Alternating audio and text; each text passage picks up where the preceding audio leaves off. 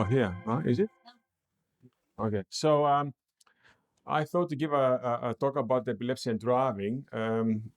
Is a probably contentious issue and creates a lot of anxiety both for patients, families, and doctors. The same. So I thought that just it would be an opportunity to clarify a few things. So let's start from I thought the best way to present it is by giving what are the common misconceptions, which I call myths. So these are true examples that we see in clinic or in the hospital. So people will come and say, look, I don't have to report my seizures to the Department of Transport. My doctor or the hospital will do it. So the typical example is somebody who goes to ED had a seizure. They think the hospital is going to do it or some doctor is going to do it. Obviously, that's not true. For good or bad reason, the obligation to report a medical condition, including epilepsy or seizures, is upon the patient. So this is clearly described in the Ostro's regulations, which have been updated in April this year. But small things have changed. But still, the driver has the obligation to notify the Department of Transport, and this is clearly depicted in the regulation here. So it is a responsibility of the driver under the legislation to call and report the medical condition. You can do it over the phone or you can do it online. And the obligation of the doctor is to let people know of what are the rules.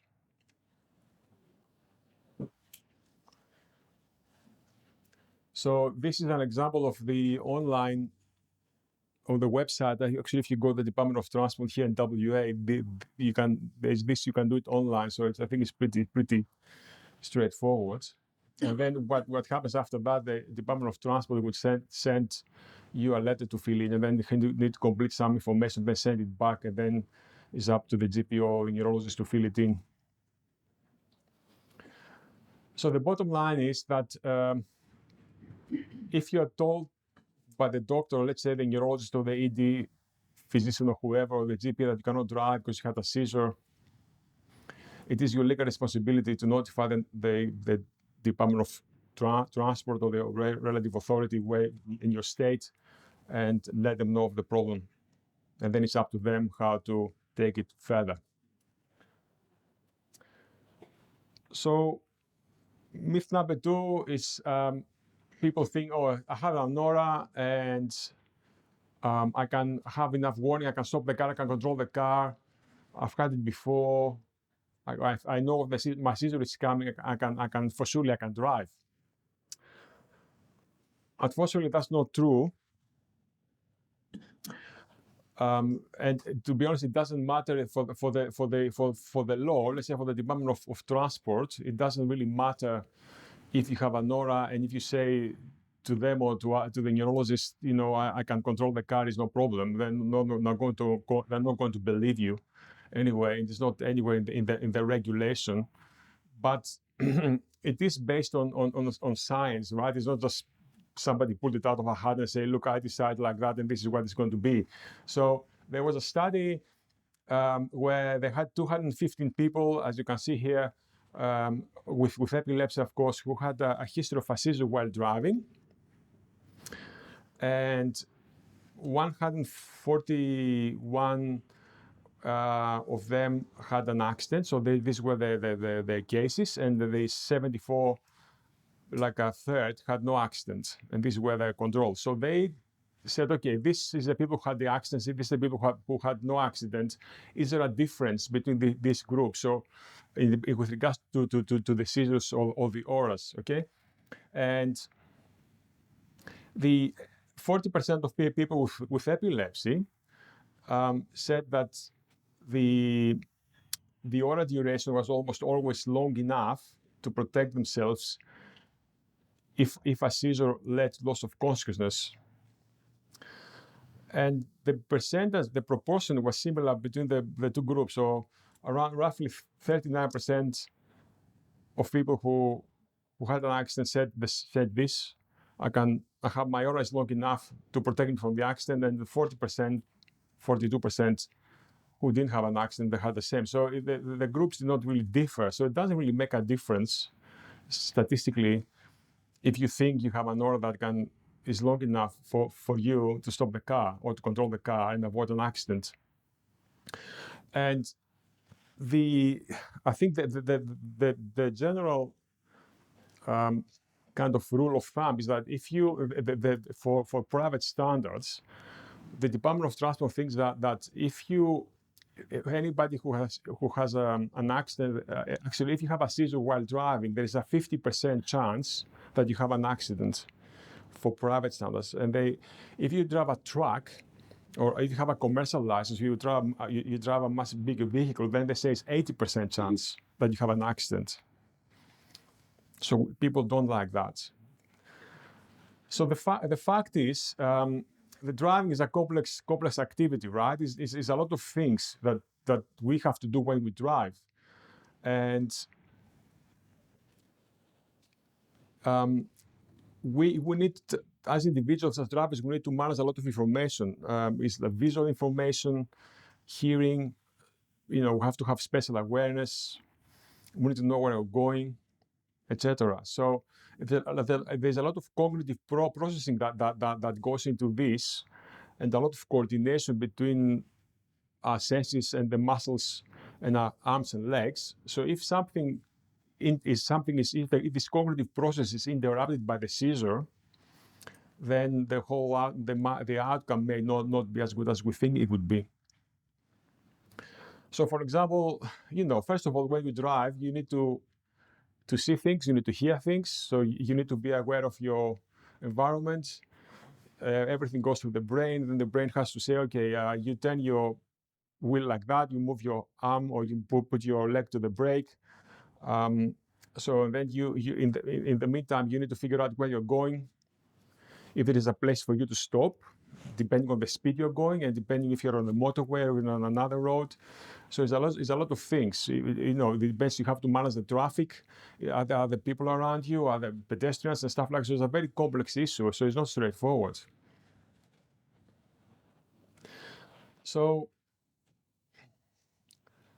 most seizures, of course, not all of them, but most seizures involve some kind of impairment of consciousness or awareness or responsiveness. And this may well lead to loss of voluntary control of the limbs. And the other thing is that, unfortunately, people are not always aware of seizures, because a lot of seizures happen without a warning. Or if there is a warning, initially people may not be able to recall it after they come out of the seizure. And the self-reporting of responsiveness or consciousness during the seizure is often impaired. So we cannot really rely on the account of a patient if they say, look, I can do this, I'm fine. I mean, because the story 50% of the time is not right. And the problem is that it takes a few seconds of loss of awareness or responsiveness to have an accident. Because if you see here, I don't know if it projects very well.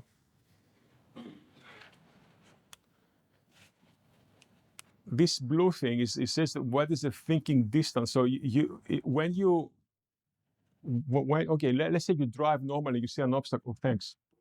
Let's say that you drive normally, you see an obstacle. Then your brain has, let's say this is an obstacle, I have to stop. So that takes a few milliseconds or so, and then you have to apply the brakes, right? So then the car has to stop depending on the speed you're traveling. Okay, so if you travel by 20 miles an hour, so this must be American data, or maybe British, but anyway. So if you travel 20 miles an hour, then it takes maybe up to 5 or 6 meters before you make the choice of pressing the brakes, and then it takes another 12 meters to stop. But if you go 70 miles an hour or 60 miles an hour with 100 kilometers, overall it will take you 73 meters before you stop. So you can understand that theory is one thing that somebody says, oh, I think I can do it, but in practice it's much different because the stakes are high. If it takes you 70 meters to stop the car, if you're traveling on the motorway, this is really bad.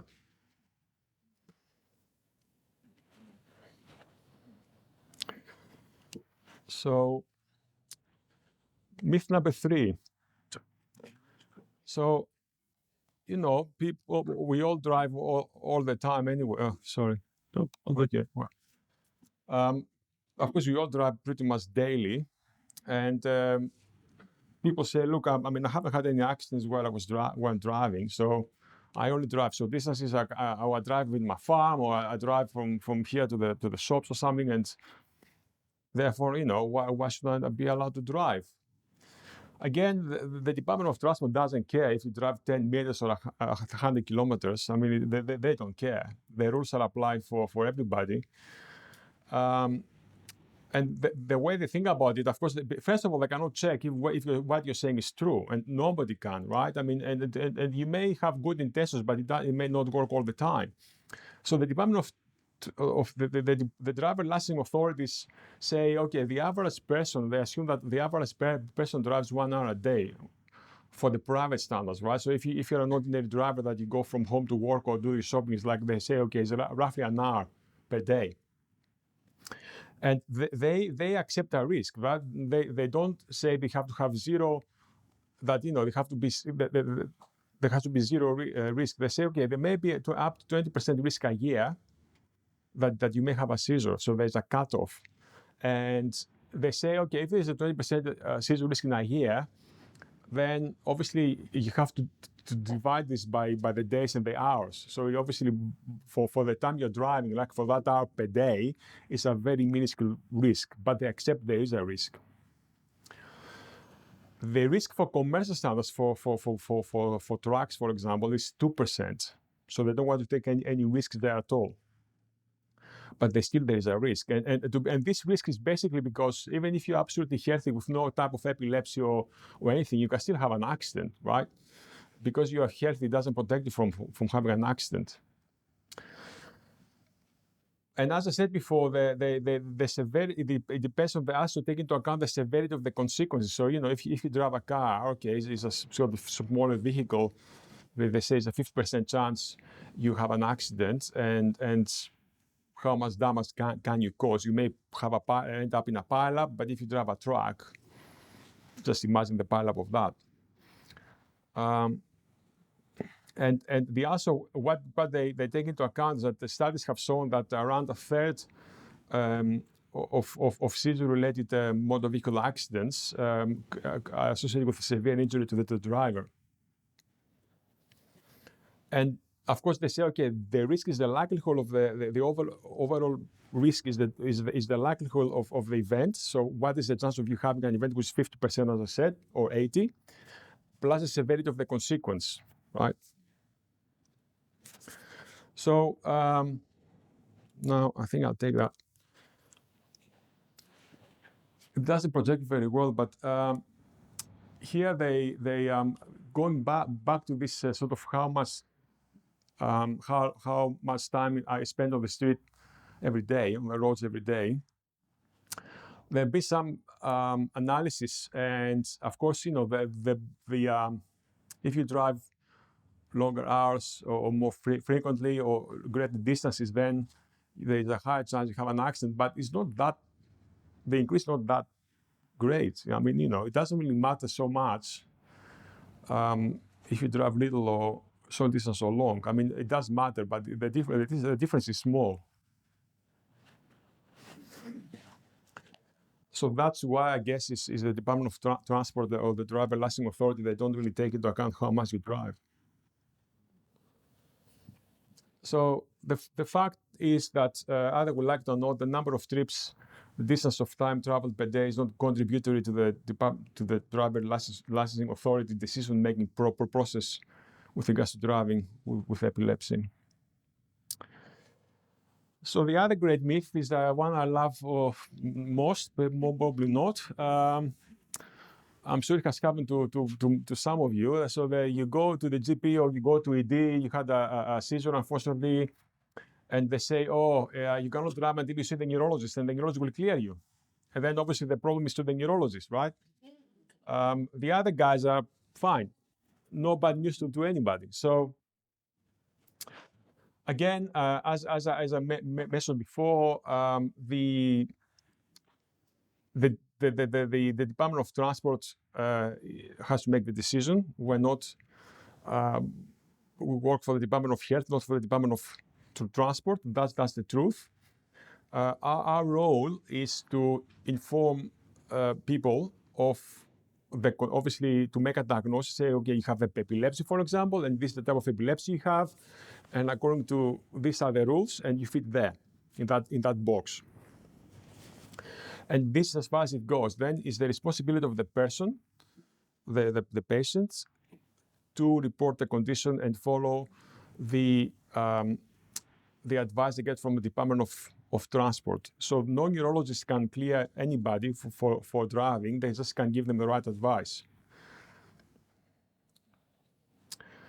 So again, as I said, the bottom line is that the Department of Transport decides if someone can drive or not. We can advise, and people cannot just go back to driving because the neurologist said so. So if I say, you know what, you've been, for example, seizure-free for 12 months or whatever, you can go back to driving. You should not go back to driving until you have received the paperwork from the Department of Transport. If you do so, if you are stopped by the police, and if you're okay from the medical point of view to drive, if you don't have your license back from the Department of Transport, you'll be fined. That's the bottom line. So this is what I'm referring. So this is the other myth that I know the neurologist cleared me so I can go back to driving again. No, you need to have all the paperwork done through the Department of Transport. And I had patients of mine who, they did the right thing.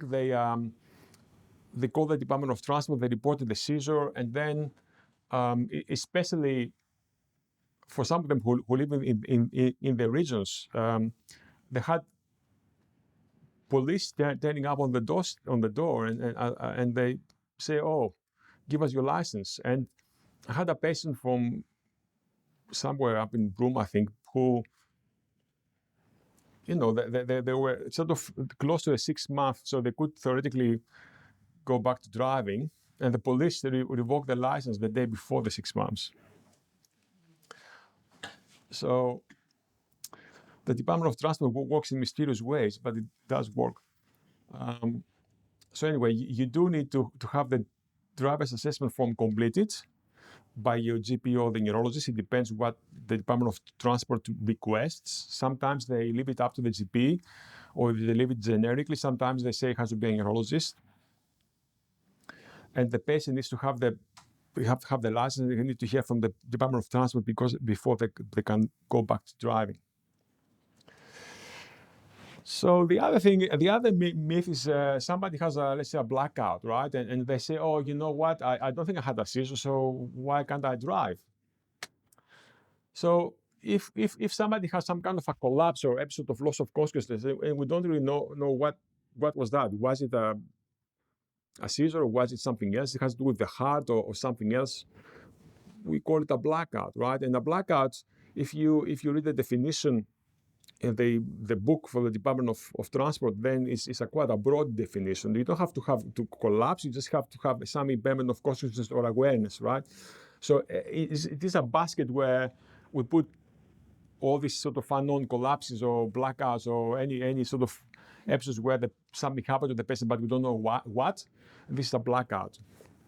And of course, for most people, it's either a seizure or a cardiac syncope. So you had an arrhythmia or something happened, your heart went too fast or too slow, then because no blood going to the brain, then you passed out. And then if you, let's say, if you passed out, you went to hospital, they checked you out, they checked your blood, the blood pressure, they did an ECG, they examined your heart and everything, but they still don't know. And usually this is because there was no witness account, nobody saw what happened, somebody found you collapse, or somebody found you in your car unresponsive. I mean, nobody knows what happened. then after investigation, if we don't really know what happened, we call it blackout of undetermined mechanism. So if you fall in that category, and of course, I go on this side now. So if you say, okay, it was not a seizure, it was not a faint, which usually doesn't happen when we drive because we sit down. And it's not diabetic, so it's not hypoglycemia. Let's say you haven't been on insulin and you haven't taken a illicit drug or drank too much, or it's not like a kind of a sleep disorder like narcolepsy, I guess, the way people can have a sleep attack and fall asleep. And if you say, okay, it's not all that, if we don't really know what's going on, then you go into this undetermined box. And the undetermined box is pretty similar to the restrictions that apply to epilepsy. And then if you have a single blackout, then it's 6 months off the road. And if it's 2 blackouts or more, then it's 12 months. So it doesn't really make a difference if you have somebody can prove that you had a seizure or not. If it's a blackout, you can't drive. So the other myth is, people say, okay, I had a seizure, I drank too much or whatever, or I had alcohol withdrawal, and I took some drug and I had a seizure. So it's not epilepsy, so I can go back to driving. I'm not going to drink again, I promise. It's not going to happen, and I want to go back to driving. Well, sorry, but no. There's this condition called acute symptomatic seizure. So this is if you have something acute in your brain, like say your sugar is too low, if you're diabetic or too high, or you had too much alcohol, or you took some drug, or let's say you had an acute stroke, or you stop, you were on benzodiazepines and you decided to stop it, then you had a seizure, then, okay, it's not epilepsy, sure enough, but still you cannot drive. So if you had one of those, say 6 months, and if you have 2 or more, again, it's 12.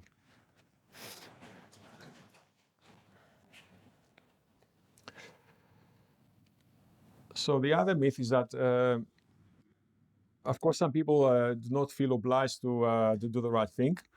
So they say, okay, I don't need to tell anyone about my seizure. I'm going to drive anyway. And of course, it happens. I mean, they don't need to tell the doctor that they're going to do it, but it happens. Of course, as we hopefully all understand here, that this is driving against medical advice first of all, is illegal, and it's dangerous to the person, to the driver, and to the passengers of the car, and the other drivers and passengers of other cars in the community. I mean, we all hear every day somebody plants into someone's house, but apparently coming from Europe, it only happens in Australia. You never hear this in the news in Europe, so I don't know what's going on. But anyway, it happens here. Somebody veered off the street, went to kill some pedestrians, some kids, and stuff like that. So it's horrible if it happens, not a joke. And they are responsible. And they may end up in jail. So obviously they have to do the right thing. And the other thing is that if you don't report your epilepsy or the medical condition, you have an accident, then if it's not your fault, you're not covered by insurance. So if your insurance finds that you haven't reported your condition, then if it's not really your fault, you're still not going to be covered, and I think you find yourself in trouble. And they may have difficulty to obtain insurance in the future. And as I said, they may be charged. So I think enough of the myths. I think I must have run off myths. So now, as you know, the default standard, this is the most updated rules from as of April this year. So the default standard is 12 months for private standards and 10 years for commercial. And it's really sad if you are a professional truck driver, for example, and you have a blackout or a seizure, you can't drive, right? I mean, you lose your license, you lose your livelihood, I guess. So there are, apart from the, especially this refers to the private standard. So there is a number of exemptions or variations to the 12 month ban on driving, and the exemptions are really non-existent for commercial, because the government does not want to take the risk of, even if it's minor or small risk, to allow someone to drive a truck, even if they, yeah. So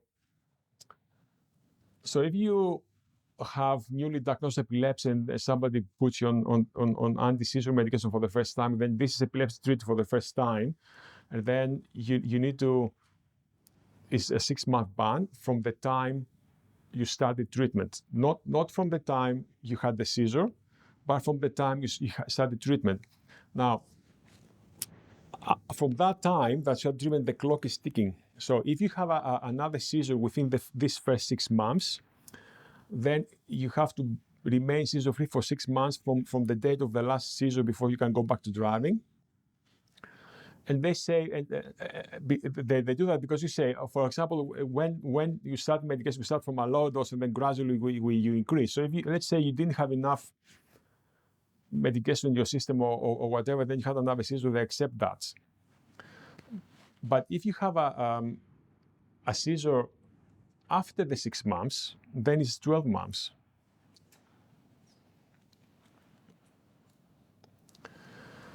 Now, if you had the so-called benign childhood epilepsy syndromes, now they call them self-limited childhood epilepsy, like benign Rolandic epilepsy and stuff like that, then because they are sort of the seizures disappear after when the kids reach teenage years and all their brain matures, then you can drive if there's a formal diagnosis of that. And in reality, this is a pediatric diagnosis. So some pediatricians must have made this diagnosis, and then obviously when the kid or the adolescent, the teenager reaches sort of 60 years of age, then obviously they come to adult neurology, but they have to have such diagnosis for them to be allowed to drive. Now, if it's a first ever seizure, then it's 6 months off the road for private and 5 years for commercial. This is epilepsy treated for the first time, as I said, with 6 months in the ban from the time of you start the treatment. Again, I refer to the acute symptomatic seizure. Again, is 6 months for the private car, and 12 months for commercial. Now, there's this category called safe seizures. Now, if you have some kind of an aura, let's say you have an emotional aura, you feel sad or elated, or you have some sensory aura, so you have a bit of tingling in one arm or leg, but it doesn't really affect your vision. It doesn't affect your coordination. You can move your arms and legs, and you can stop the car and stuff like that, and that would be a safe seizure. Now, the issue here is that how do you prove this is a safe seizure? Because as I discussed before, we're not really rely 100% on the story we get. So the Department of Transport says, okay, to qualify for that diagnosis, obviously you need to be seen by a neurologist and have some kind of assessment, but this needs to be qualified by either a reliable witness account, let's say, for example, a spouse or a sibling, that they have seen the person having this attack, and they can testify that, I saw X, Y, Z having the attack, and he was told to talk to me, move arms and legs and stuff like that, or you capture this event on a video EEG recording, and then the person is tested during the recording, and obviously, the EEG showed there was a seizure, but the person is able to talk, to obey commands and things like that. So even if I clinically think, according to the story I hear, that someone fits into this box of safe seizures, I still have kind of to prove it, or to have some kind of proof that it is indeed the case. And obviously, if you have safe seizures or not, it doesn't apply. This really doesn't apply to the commercial stuff. So this is only for the privates. Now, this is an important category, and sleep-only seizures. So if you have sleeps, I mean, some people have seizures only in sleep. So if you have sleep-only seizures, then you can drive, provided you have them for at least 2 years, and there haven't been any seizures during the daytime, etc., etc. So you can drive. Of course, they give here a bit of a story. So they say that there have been no previous seizures while awake, okay? And the first sleep-only seizure was at least 12 months ago. So if you have sleep-only seizures for 12 months, and of course you follow medical advice. So for example, you take your medication and things like that. And for example, if the doctor said, you shouldn't be sleep deprived, you shouldn't drink alcohol tomorrow or something like that, then they have to follow their advice. Or if there have been seizures while awake, it has to be 2 years prior to that. So anyway, I mean, it for some people can save them because if they fit in there, they can still continue to drive. And in my experience, most doctors wouldn't recognize this. For example, people will go to ED. They had a seizure in sleep. They said, do not drive for 6 months or whatever, but in reality, they can't drive.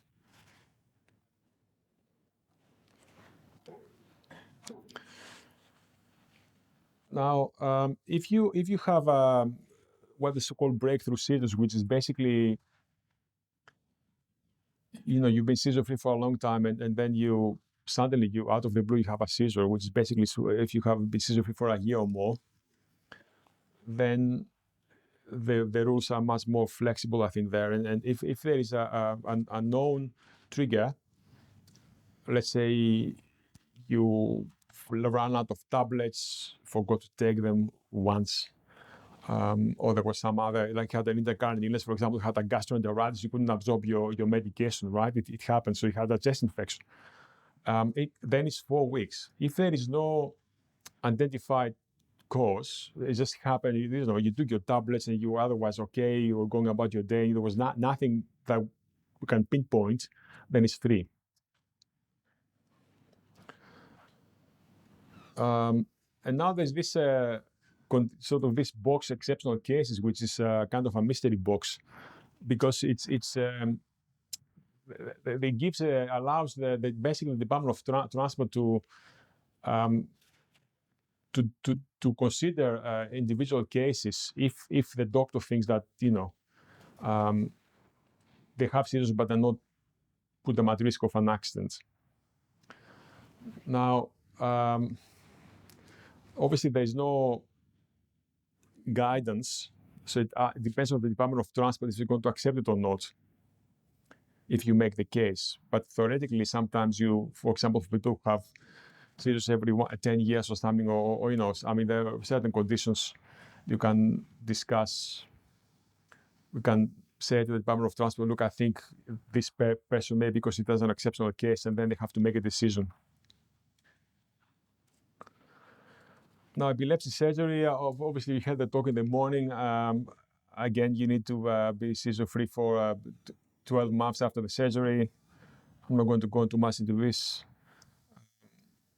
Now, if you let's say if you go to the doctor and you don't want to follow medical advice, and sometimes this is pretty clear, then you cannot drive.